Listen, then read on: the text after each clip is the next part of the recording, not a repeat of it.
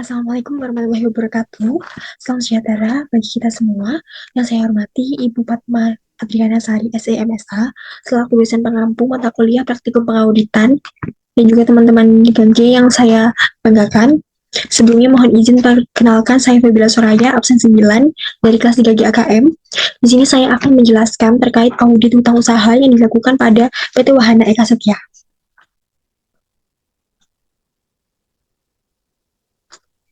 Yang untuk yang pertama, akun yang diaudit dan prosedur audit yang dilakukan.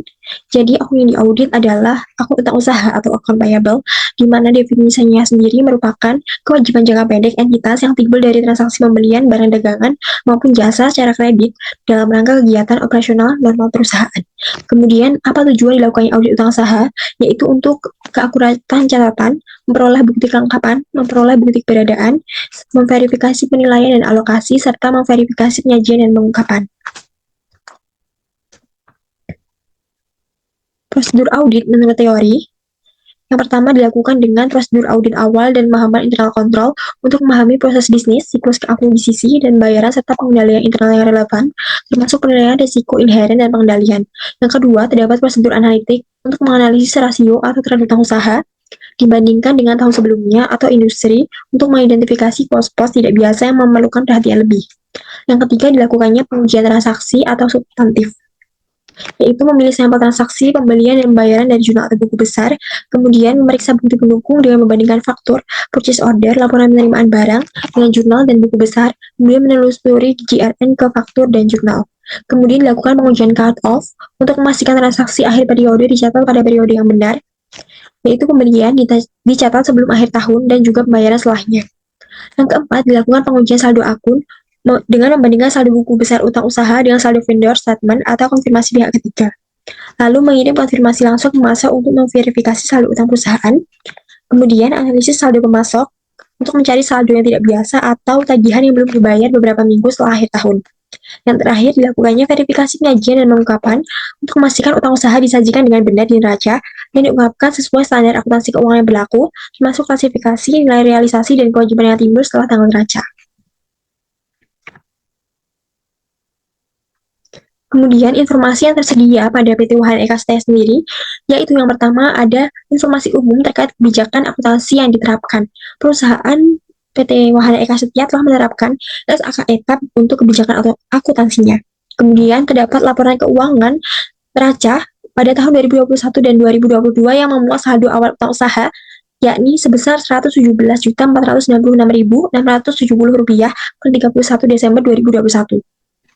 Lalu terdapat jurnal pembelian yang mana memuat pembelian kredit dengan total seluruhnya yaitu sebesar Rp770.946.770. Kemudian terdapat data pendukung yaitu data supplier dan utang usaha untuk mengetahui saldo utang usaha per 31 Desember 2022 dengan total Rp194.796.722. Kemudian data dukung beban-beban yang mana terdapat retur pembelian ditambahkan dengan PPN sebesar Rp34.319.230. Dan yang terakhir terdapat jurnal kas keluar untuk mengetahui pelunasan utang yang telah dilakukan yaitu sebesar Rp659.327.488. Kemudian bukti apa saja untuk audit yang diperlukan? Yang pertama ada saldo hutang usaha menurut buku besar dengan kode rekening 211 utang usaha pada tahun 2021 seperti yang telah disebutkan sebelumnya yaitu sebesar Rp117.496.670. Kemudian pada tahun 2022 sebesar Rp194.796.772. Kemudian diperlukan adanya surat konfirmasi utang usaha untuk memeriksa jawaban konfirmasi klien, ada yang tidak setuju, ada yang setuju maupun ada yang tidak menjawab. Di sini untuk yang tidak setuju kemudian terdapat komentar konfirmasi kreditur dari dua kreditur yaitu CV Barata Kulit yang mana menyatakan jumlah tersebut sudah termasuk faktur JK041234 FOB Slim Point yang dikirim pada tanggal 26 Desember 2022 sebesar Rp9.836.900. Yang kedua ada PT Abdullah yang menyatakan jumlah tersebut setelah dikurangi cek yang kami terima tanggal 21 Desember 2022 sejumlah Rp9.750.000. Kemudian setelah adanya surat konfirmasi utang usaha ini juga diperlukan bukti transaksi pelunasan ke supplier setelah tanggal neraca untuk pengujian subsequent payment yang mana di sini terdapat 5 kreditur dengan tanggal pembayarannya yaitu antara 10 sampai 24 Januari 2023 sejumlah berikut. Kemudian untuk dokumen transaksi dan catatan klien sudah saya jelaskan di slide sebelumnya. Dan juga sudah terdapat bukti-bukti dokumen dan juga catatan yang telah saya lampirkan. Selanjutnya saya akan menjelaskan terkait prosedur audit yang dilakukan. Yang pertama itu melakukan perencanaan audit. Yang pertama kita perlu memahami bisnis dan industri klien, di mana PT Wahana Eka Setia ini bergerak di bidang perdagangan sepatu, sumber pembelian persediaan yang berasal dari produsen di Malang Raya, Sidoarjo, dan Surabaya. Kebijakan pembelian kredit, di mana retur pembelian kredit akan mengurangi utang usaha. Kemudian kita juga perlu memahami terkait pemahaman struktur pengendalian intern atau SPI, di mana terdapat pemisahan tugas antara bagian pembelian untuk membuat order, seksi transportasi untuk menerima barang, seksi gudang untuk menyimpan barang, dan seksi utang untuk mencatat utang. Dokumen yang digunakan adalah surat permintaan pembelian atau SPP, surat order pembelian, laporan penerimaan barang, dan faktur pembelian. Prosedur pencatatan utang yaitu seksi utang bandingkan waktu dari pemasok dengan laporan penerimaan barang sebelum mencatat ke buku pembantu utang. Yang ketiga, menentukan materialitas dan risiko, khususnya risiko understatement atau utang yang tidak dicatat pada akun utang usaha. Yang kedua, pengujian pengendalian. Yang pertama ada uji otorisasi dan dokumen, memeriksa apakah dokumen-dokumen seperti surat order pembelian telah diotorisasi oleh pejabat berwenang. Kemudian memastikan setiap pencatatan utang didukung oleh dokumen lengkap seperti SOP, LPB, dan faktur supplier yang cocok. Kemudian yang kedua, uji pemisahan tugas untuk mengamati apakah fungsi penerimaan barang terpisah dari fungsi pencatatan utang dan pengeluaran kas. Dari PT Wahana Eka Setia sendiri sudah terdapat pemisahan fungsi baik dari pencatatan utang maupun pengeluaran kas. Hal ini juga terdapat di pemisahan dokumen-dokumen data dukung. Kemudian melakukan pengujian substantif. Yang pertama kita perlu memeriksa prosedur awal dan keakuratan catatan untuk mendapatkan daftar rincian utang usaha per 31 Desember 2022, kemudian mencocokkan saldo utang usaha di neraca, buku besar, dan total dari daftar rincian pendukung, serta melakukan prosedur analitis dengan membandingkan saldo tahun ini dengan tahun lalu. Kemudian yang kedua, melakukan konfirmasi utang usaha kepada vendor atau produsen, menentukan kreditur yang akan dikirim surat konfirmasi dahulu. Nah, dalam temuan ini konfirmasi dikirim ke pemasok utama seperti CV Barata Kulit, PT ABC Sus, dan lain-lain. Kemudian mengirimkan surat konfirmasi positif pada tanggal 4 Februari 2023. Dan kemudian menganalisis jawaban yang telah diterima, apakah setuju, tidak setuju, atau tidak menjawab, kemudian mengisikannya pada kertas kerja F1. Yang ketiga, menguji pembayaran setelah tanggal neraca dengan subsequent payment test untuk memverifikasi eksistensi dan kelengkapan utang dengan melihat pembayaran yang terjadi setelah tanggal tutup buku dengan memeriksa register cek atau bukti kas keluar dan rekening koran untuk periode 1 Januari sampai dengan 25 Januari 2023. Kemudian catat pembayaran pembayaran pelunasan utang tahun 2022 ke dalam kertas kerja F1 kolom subsequent payment. Temuannya yaitu pembayaran ke CV Barata Kulit pada 11 Januari 2023 ternyata sebesar 11.465. Kemudian melakukan pengujian cut off atau pembelian untuk memeriksa transaksi pembelian mendekati akhir tahun, yaitu akhir Desember 2022 dan awal Januari 2023, serta memastikan barang diterima sebelum 31 Desember 2022 menggunakan FOB destination atau dikirim sebelum 31 Desember 2022 menggunakan FOB shipping point sudah dicatat sebagai utang.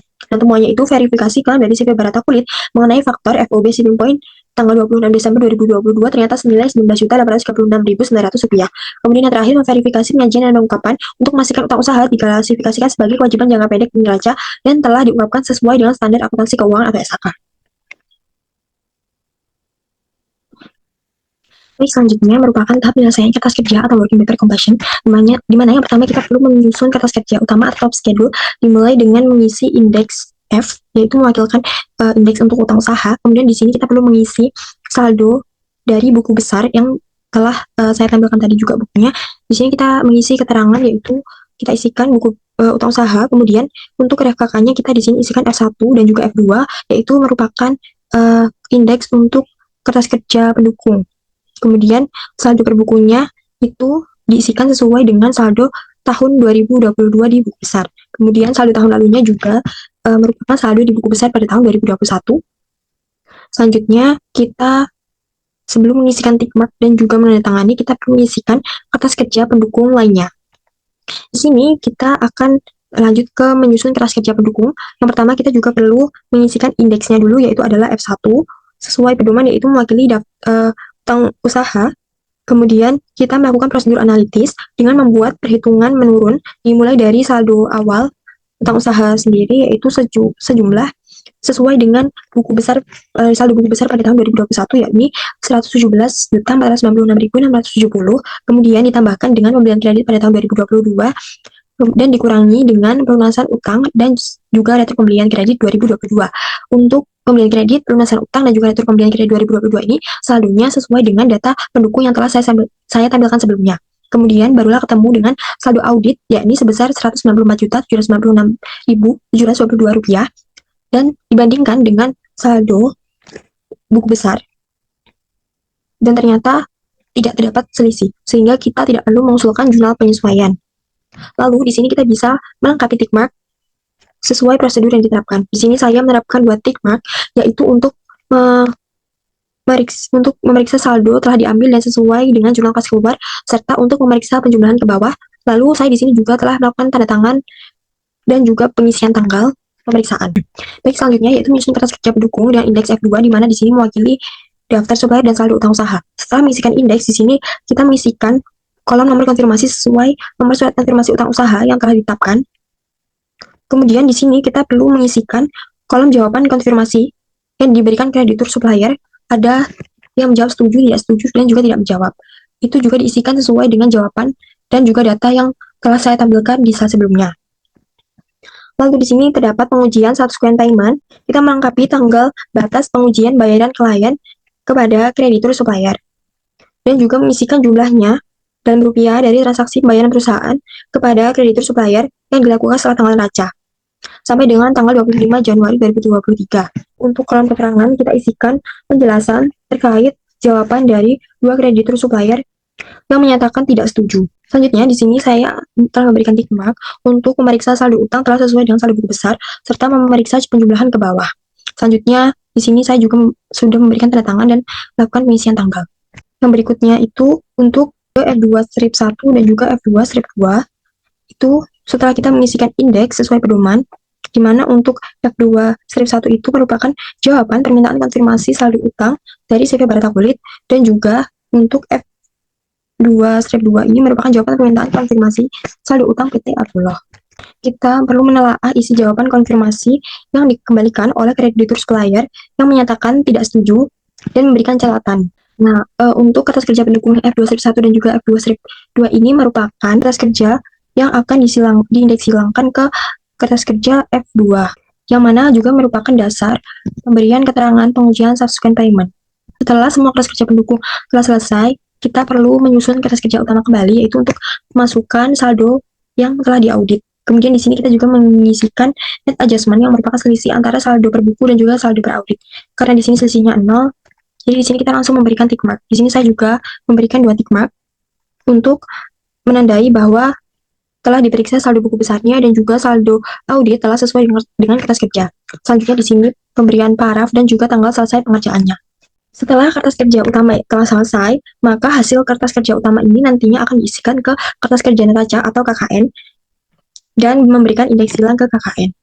Dan di kertas kerja neraca nanti untuk utang usaha akan masuk ke bagian kewajiban dan ekuitas, khususnya di kewajiban jangka pendek, dimana untuk referensinya itu F.